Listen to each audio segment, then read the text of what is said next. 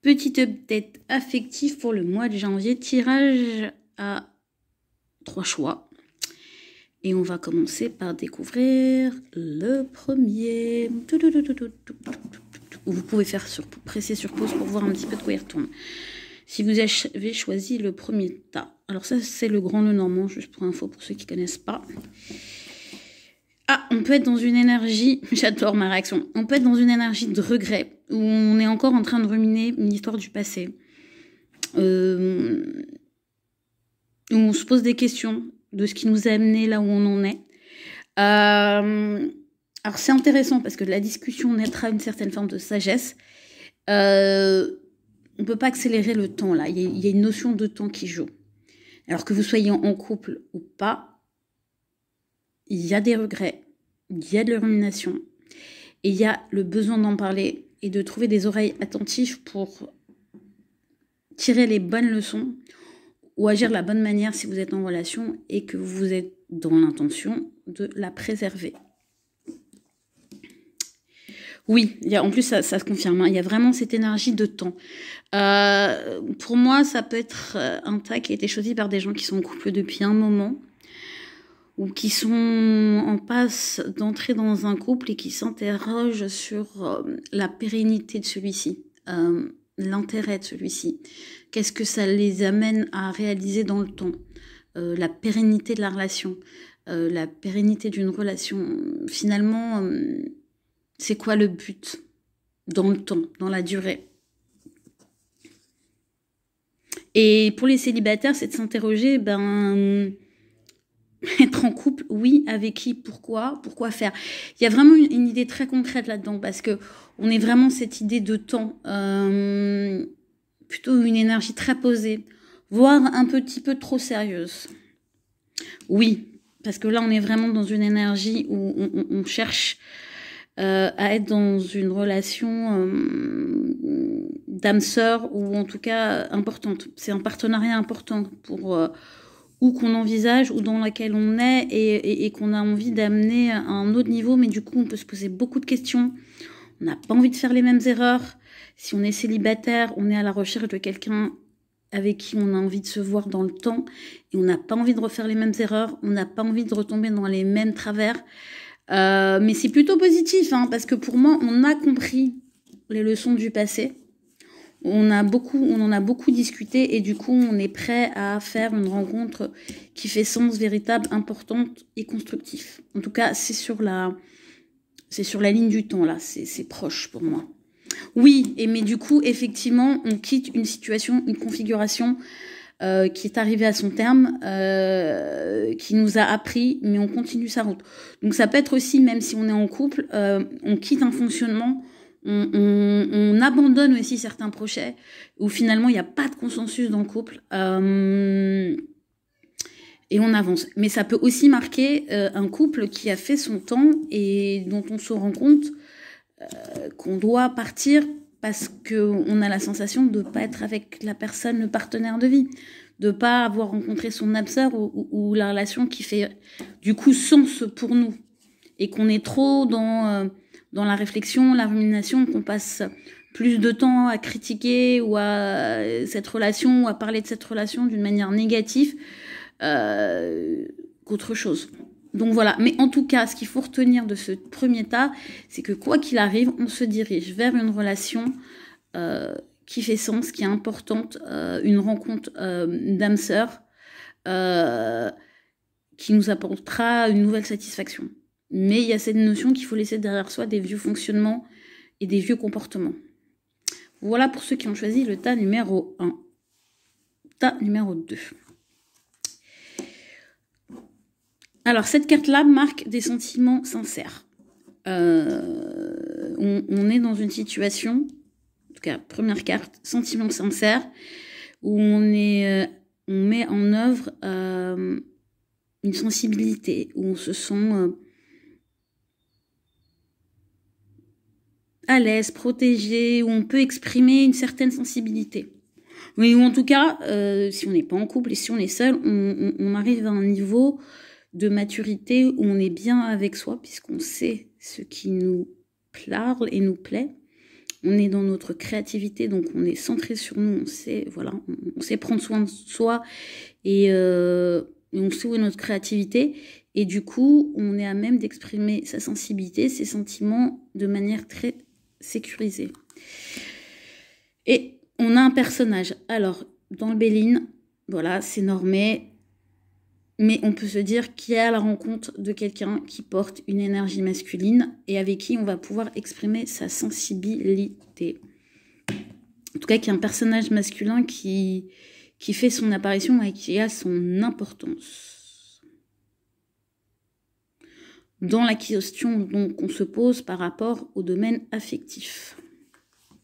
Ouh, bah oui, il y a de l'amour là. Il y a vraiment là, il y a un personnage qui rentre et qui est tout disposé à nous offrir ses sentiments et avec lesquels on va pouvoir exprimer sa sensibilité. Donc ça, c'est un tirage où... Après, c'est aussi l'idée de renouveau. Si on est dans un couple stable, où il y a un renouveau des sentiments et où on s'affirme aussi, où on arrive à avoir un échange ouvert avec le partenaire. Et même, on va jusqu'à légaliser une relation, à donner un cadre à une relation affective. On rentre dans quelque chose où on est bien, on est posé, on est au calme, on se sent soutenu. Et du coup, on se sent ouvert pour poser un cadre, trouver un équilibre, organiser quelque part sa vie relationnelle, son amour et exprimer sa sensibilité. Si vous n'êtes pas en couple et si vous interrogez sur un crush ou sur une nouvelle rencontre, clairement on est sur un chemin positif. Il y a quelque chose qui s'initie. Avec la justice, c'est le résultat quand même d'actions qu'on a posées par le passé. Donc ça suppose qu'il y a un certain travail qui a été fait et qui maintenant porte ses fruits. Et du coup, on rentre dans une nouvelle relation. Et on fonctionne différemment.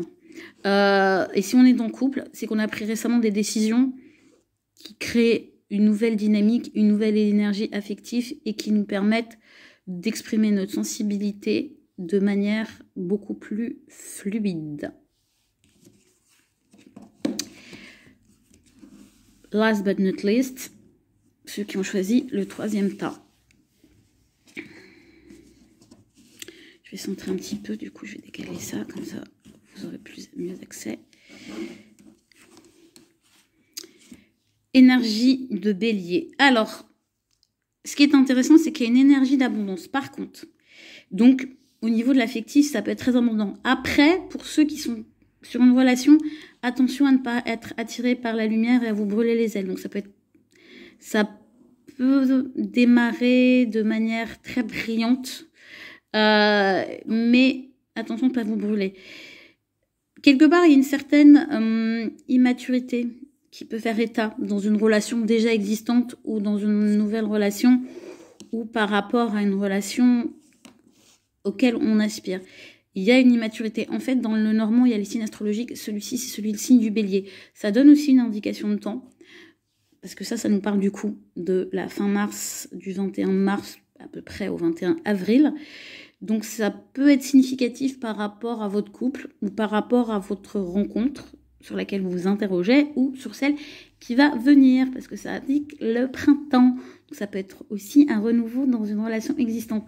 En tout cas, c'est une bonne carte d'abondance, mais attention à rester bien les yeux ouverts et à faire preuve de maturité là où on pourrait avoir tendance à être un petit peu trop léger. Waouh, ah oui, alors je confirme, passion in the air. Bélier plus passion dans le Béline Vénus.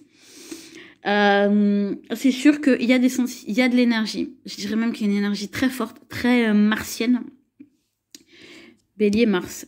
Là, on a Vénus. Donc, c'est une rencontre qui se fait dans un premier temps sur une attraction,